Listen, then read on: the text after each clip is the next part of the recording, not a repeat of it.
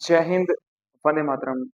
कहानियाँ आपने लाखों सुनी हो और बहुत सी मूवीज में देखी होंगी। आज मैं एक ऐसी रियल घटना के बारे में आपके साथ जिक्र करने जा रहा हूँ जो कि शायद आप सुनोगे तो पहले तो आपको इंसानियत के ऊपर शर्म आएगी और उसके बाद आपके दिल से बस एक ही आवाज निकलेगी कि क्या इंसानियत मर चुकी है। और ये सब देख के या ये सब सुन के आपकी आंखों से जरूर आंसू आएंगे। तो ये कहानी है 14 साल का एक लड़का है राजवीर, जो कि उत्तर प्रदेश के महराजगंज का रहने वाला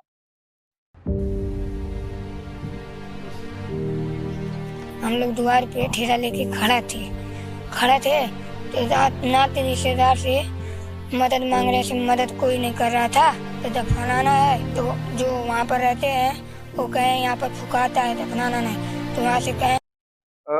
जब बचपन में था इसकी माँ की डेथ हो गई और इसी कारण के चलते इसके पापा की जो है पापा की भी डेथ होगी हॉस्पिटल के 15-20 दिन जब हॉस्पिटल से लाए तो उनकी डेथ होगी। अब ये सब आपको नॉर्मल लग रहा होगा कि डेथ होना तो एक नॉर्मल सी चीज़ है। इस कहानी में ट्विस्ट तब आता है कि जब उसकी डेथ हो 14 साल के राजवीर और उसके छोटे भाइयों की है। 14 साल एक ऐसी उम्र जिसमें बच्चे खिलौनों से खेलते हैं, लेकिन राजवीर अपने भाइयों के साथ अपने पिता की लाश को ठिकाने लगाने की जिम्मेदारी ढो रहा है। माँ पहले ही छोड़कर जा चुकी थी और लंबी बीमारी के बाद पिता का साया भी सिर से उठ गया। उम्मीद की पहली किरण रिश्तेदार होते हैं, लेकिन यहाँ तो दरवाजे पर दस्तक देने से पहले ही उम्मीदों ने दम तोड़ दिया। किसी ने साथ नहीं दिया। हिम्मत करके तीनों भाई पिता के शव को एक ठेले पर रखकर शमशान घाट पहुंचे। सोचा था यहाँ कोई तो होगा जो इस बोझ को समझेगा, पिता की चिता सजाने में मदद करेगा, लेकिन यहाँ इंसानियत नहीं, नियम खड़े थे।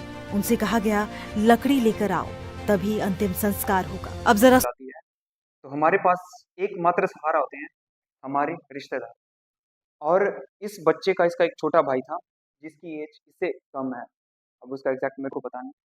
ये दो भाई, एक 14 साल का बच्चा जबकि एक बच्चे खिलौनों के साथ खेलते हैं, वहीं पर इस बच्चे के कांधे पे ये रिस्पॉन्सिबिलिटी थी, इसको अपने पापा का जो है अंतिम संस्कार करना।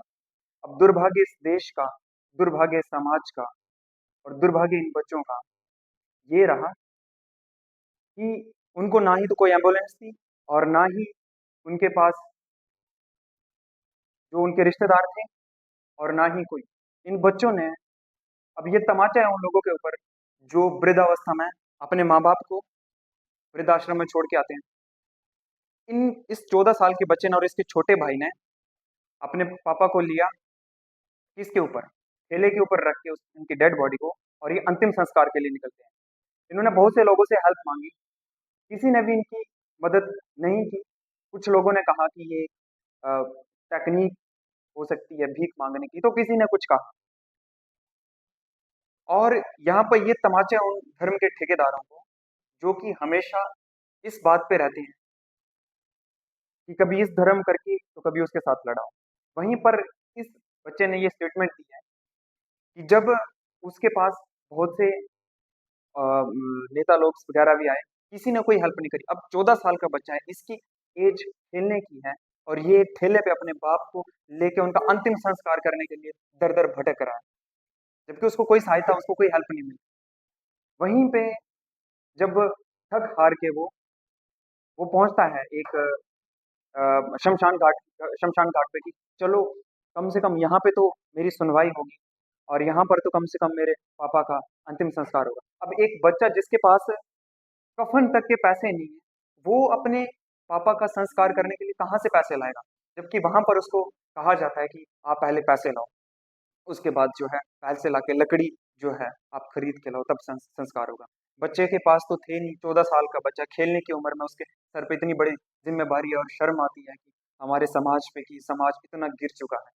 हालांकि मैं सबकी बात नहीं कर रहा, कुछ लोग होते हैं जो कि बहुत हेल्प करते हैं, लेकिन कुछ लोगों की यहाँ पर ये रिश्तेदारों की कि इस टाइम पे उनको संभालना चाहिए था बच्चों को, जबकि उन्होंने उनको छोड़ दिया। वहीं पे क्या होता है कि थक हार के वो फिर एक जगह पे जाते जहाँ पे दफनाए जाते मोस्टली जो। चेयरमैन आए, सभासद आए, और सब देख देख चले गए, तो हम लोग मदद मांगे नहीं दिए। शमशान से ठुकराए जाने के बाद ये मासूम पिता की लाश को लेकर एक कब्रिस्तान पहुंचे। शायद उन्हें लगा हो कि मिट्टी तो हर किसी को पनाह देती है, लेकिन यहाँ धर्म की दीवारें और भी ऊंची थी। उन्हें बताया गया कि तुम हिंदू हो, यहाँ सिर्फ मुसलमानों को दफनाया जाता है। एक दरवाजे पर नियम और दूसरे दरवाजे पर धर्म, और इन दोनों के बीच सड़क पर बिलखता लाचार बचपन। अब राजवीर के पास एक ही रास्ता था, पिता की लाश ठेले पर रखकर सड़क पर भीख मांगना, ताकि वो अपने पिता का अंतिम संस्कार कर सके। राहगीर आते जाते रहे, किसी को लगा ये भीख मांगने का नया तरीका है, तो किसी ने इसे फिल्मी कहानी समझकर नजरअंदाज कर दिया। लेकिन किसी ने उन आंखों में झांकने की कोशिश नहीं की जहां एक बेटे का दर्द सैलाब बनकर बह रहा था। सवाल ये कि उस भीड़ में कोई ऐसा क्यों नहीं था जो पूछता कि बेटा क्या हुआ। और फिर जब अपनों ने, समाज ने और एक ही धर्म के लोगों ने मुंह फेर लिया, तब इंसानियत मुस्लिम धर्म में दफनाया जाता है। तो वहाँ पर जाते हैं तो वहाँ पर बताया जाता है उनको कि यहाँ पर तो सिर्फ मुस्लिम जो होते हैं उनको ही दफनाया जाता है, जबकि हिंदू का जो है रिचुअल्स में जो है उसको उसमें जलाया जाता है। एक तरफ तो धर्म और दूसरी तरफ जो फाइनेंशियली उनके पास इतना पैसे थे नहीं कि वो अपने पापा का अंतिम संस्कार करता बच्चा। और जो सो कॉल्ड अपने आप को धर्म के ठेकेदार मानते हैं, उनके मुंह पे ये तमाचा है। राशिद और अ, राशिद और एक उसके साथ अ, लड़के का नाम है राशिद और वाशिद। दो फरिश्तों के रूप में सामने आई, राशिद और वारिश कुरैशी, दो मुस्लिम युवक जिन्होंने ठेले पर रखी लाश और रोते हुए बच्चों को देखा। उन्होंने ये नहीं पूछा कि तुम हिंदू हो या मुसलमान, उन्होंने सिर्फ एक बच्चे का दर्द देखा और एक बाप की लाश का अपमान। वो आगे आए, लकड़ी का इंतजाम किया और एक बेटे की तरह उन सभी रीतियों को निभाया जो राजवीर अकेला नहीं कर सकता था। दुमानवा घाट ले गए, तो वहाँ पर कहें कि दफनाना है, तो दफनाना है, तो जो वहाँ पर रहते हैं वो कहें यहाँ पर फुकाता है, दफनाना नहीं। तो वहाँ से कहें कि मुसलमान का जो दफनाने वाला है वहाँ पर ले जाओ, वहाँ पर गाड़ना है। तो वहाँ पर हम लोग गए तो वहाँ से सब लोग भगाए, तब आए छपोमा चौकी पे खड़ा हुए 4 घंटा खड़े थे। तो उसके बाद सब भगा रहे थे, इधर उधर जो गाड़ी आ रहा था उससे पैसा मांग रहे थे। राशिद और वारिश ने न सिर्फ अंतिम संस्कार कराया, बल्कि उन बच्चों को आगे की जिंदगी के लिए आर्थिक मदद भी दी। उन्होंने वो किया जो उस वक्त समाज, प्रशासन और रिश्तेदारों को करना चाहिए था। राशिद बताते हैं कि उन्होंने सिर्फ इंसानियत का फर्ज निभाया।